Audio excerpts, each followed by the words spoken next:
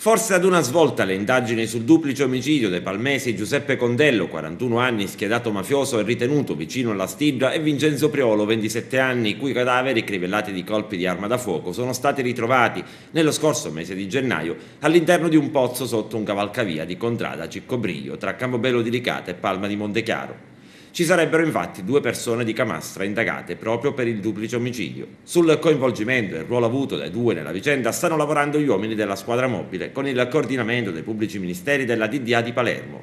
I due sono stati convocati in questura per essere ascoltati dal magistrato titolare dell'inchiesta, ma si sono avvalsi della facoltà di non rispondere.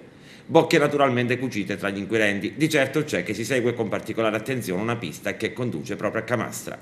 C'è il forte sospetto tra gli inquirenti che si sia rotto qualcosa negli equilibri interni di Cosa Nostra Agrigentina. Il duplice omicidio di Condello e Priolo, quest'ultimo ucciso forse perché si trovava nel posto sbagliato al momento sbagliato, sarebbe quindi maturato nell'ambito di una nuova guerra di mafia.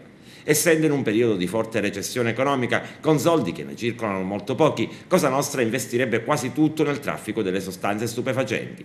Ed è proprio sul traffico di droga lungo l'asse Sicilia-Germania che si sarebbero rotti gli equilibri che si protraevano da tempo. Ed è proprio per questo motivo che a Palma di Montechiaro si temono nuovi morti ammazzati, così come è avvenuto tra la fine degli anni 80 e gli inizi degli anni 90, con decine e decine di morti ammazzati nella guerra tra Cosa Nostra e Stibra. D'altronde le modalità dell'uccisione di Condello e Priolo non lasciano dubbi sulla matrice mafiosa. Le vittime sarebbero state attirate con una trappola incontrata a Ciccobriglio e qui fatte fuori con 7 colpi di pistola calibro 9.